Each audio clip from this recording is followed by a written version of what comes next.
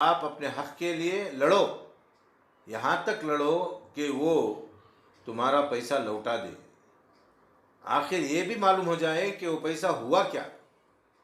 क्या माँ आयशा ने सट्टा खिलाया था? मेराज को टिकट दिया था सट्टा देखने के लिए, क्रिकेट देखने के लिए? जलालुद्दीन को टिकट दिया था हवाई जहाज़ का क्रिकेट दिखाने के लिए, या और मौलवियों को दिया था? अरे कितने गलीज किस्म के लोग हैं, ये गंदे हैं। हाँ, गंदगी खाते हैं, गंदगी पहनते हैं, गंदगी ओढ़ते हैं और गंदगी की तारीफ़ करते हैं। अरे अल्लाह की तारीफ़ करो जो पाक है, वही तारीफ़ के काबिल है। ये औरत तारीफ़ के काबिल है।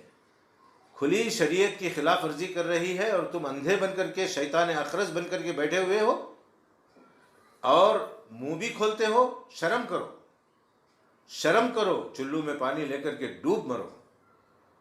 सबकी ज़बानें गंग हो गई।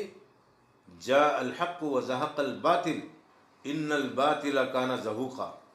हक़ आ चुका है, बातिल को कमज़ोर होना है और बातिल कमज़ोर होकर ही रहेगा।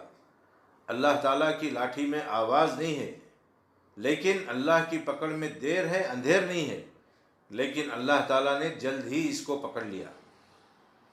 तो मैंने इससे पहले भी वो शेर कहा था, अरी कैरी कब तक छुपेगी तू पत्तों के आड़ में, एक ना एक दिन तू आएगी मेरी दाढ़ में। पुलिस पकड़ ली। इससे जिल्लत और क्या हो सकती है कि मुसलमानों का पैसा, खुसूसन अहले हदीसों का पैसा डूब रहा है, हज़ारों करोड़, और हज़ारों अहले हदीस मुसलमान, गैर अहले हदीस मुसलमान सब सिसक रहे हैं। इन लोगों को रहम आ रहा है। वाह वारे रहम करने वाले, ऐसे रहम करने वाले दुनिया में पैदा नहीं हुए जो एक औरत के लिए सारी माँ बहनों की कुर्बानी दे दें और एक औरत को बचाने की फिक्र करें जो जालसाज है, झूठी है, धोखेबाज है, शातिर है, मक्कार है, फिरेबी है। सारी सिफतें उसके अंदर मौजूद हैं। जाहिर हो जाने के बाद भी इन लोगों को समझ नहीं है, तो इनकी अक़ल की खैर मनाएं। तो आज मैंने कुछ लोगों की बातें सुनी जो उसकी तायीद में कह रहे थे, तो मुझे बेहद अफसोस हुआ।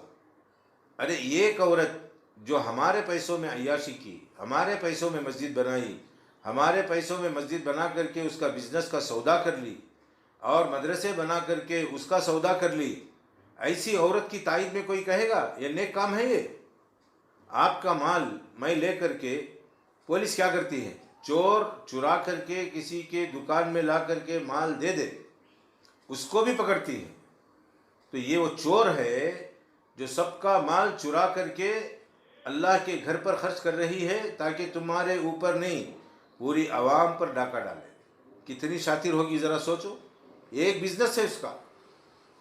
मैं अगर इस नीयत से मस्जिद बनाऊं कि यहाँ के आदमियों को पुट्टी में डाल लूँ और मेरी कंपनी में ये लोग पैसा लगाएं, मुझे मुत्तकी परहेजगार समझ करके, तो क्या ये नीयत का खोट नहीं है, धोखाबाजी नहीं है? ऐसे ही हुआ है, हर जगह ऐसे ही हुआ है। जहाँ जहाँ जिनको निकालना था, जो जो मशहूर थे, उनको निकाल करके ख़रीद करके अपना उल्लू सीधा कर लिया, लेकिन अल्लाह ताला उसे राहत लिए बग़ैर पकड़वा दिया। अब तो जेल में सो रही हुई, उठ रही है, बैठ रही है। मेकअप करके कैदियों को दिखा मेकअप करके कैदियों को। तो ये अच्छी चीज़ नहीं है, धोखा धोखा है। अल्लाह के नबी सल्लल्लाहु अलैहि वसल्लम ने फरमाया, मन खदअ मिन्ना फलैसा मिन्ना। जो आदमी धोखा दे हम में से, वो हम में से नहीं है। ये खादे है, धोखाबाज है। अब कितने प्रूफ दुनिया देखने के बावजूद उसके तायीद करने वाले अंधे बने हुए हैं या उसके खोटे सिक्कों पर नाच रहे हैं, और वो पैसे उनके लिए काम नहीं आएंगे। ये दलाली उनके लिए ख़त्म हो जाएगी और हक़ उसका बोलबाला रहेगा। अल्लाह ताला हक़ की आवाज़ को बुलंद होने और करने की तौफ़ीक़ अता फ़रमाए, बातिल को ख़त्म फ़रमाए और बातिल का मुँह काला करे। जैसा कि एक साहब ने कहा, अगर वो हक़ पर है अल्लाह उसका साथ दे, आप बातिल पर रहते हुए अल्लाह उसका साथ दे, ये दुआ देते हैं? अल्लाह नहीं साथ देगा, कभी ये दुआ कबूल नहीं होगी। बातिल परस्त के हक़ में ये दुआ कबूल नहीं होगी, हक़ परस्त के हक़ में दुआ कबूल होती है। लिहाजा हमारी दुआ ये है कि हमारी बहनें और भाई और मजबूर इंसान, अपाहज इंसान जो पैसा डाल करके तड़प रहे हैं, हकीकत में उनके साथ हमदर्दी करना इंसानियत है, ना कि इस शैताना के साथ हमदर्दी करना इंसानियत है। इसके साथ तो बुरा सलूक करो और इसके जुल्म की सज़ा मिलना चाहिए, इसके ख़ानदान को मिलना चाहिए जो रंगलिया मनाया और दुबई में अय्याशी की, शारजा में अय्याशी की, सब जगह अय्याशी की। किसके पैसों में? आपके पैसों में। अल्लाह ताला इनकी नस्ल दर नस्ल को तबाह कर दे ताकि जरासीम हमेशा के लिए ख़त्म हो जाएं और इस जैसी जितनी कंपनियां हैं इन तमाम चूहों को पुलिस ज़रूर पकड़ेगी और पकड़ करके उनको खुमियाजा भुगतना पड़ेगा। लेकिन नंबर 1 जो डाकू थी, डाकू हसीना, डाकू फूलन देवी, ये सब काम नहीं करे। वो कुछ लोगों को लूट लेते थे, मगर ये खुले तौर पर इस्लाम के नाम पर, ईमान के नाम पर, तक़वे के नाम पर, मज़हब के नाम पर इतना बड़ा डाका शायद ही किसी ने डाला होगा। ये हकीकत में अहले हदीसों की दुश्मन है, यहूदियों से मिली हुई है, जिसकी वजह से खुसूसन अहले हदीसों को कमज़ोर करना उसका मकसद है। आज हम लोग गालियाँ सुन रहे हैं बेंगलुरु के अंदर, क्यों? अहले हदीसों ने धोखा दिया, चिट किया, फलां किया। हैदराबाद में भी यही माहौल, बीजापुर में भी यही माहौल चल रहा है कि अहले हदीस औरत ने धोखा दिया। नऊज़ बिल्लाहि मिन ज़ालिक। मैंने तो नफ़ी कर दी, ये अहले हदीस क्या है, मुसलमान भी नहीं है। क्यों? पूरे शिरकिया काम करी, दरख्तों की पूजा की, अम्बेडकर की पूजा की, फलां की। ये मुसलमान है?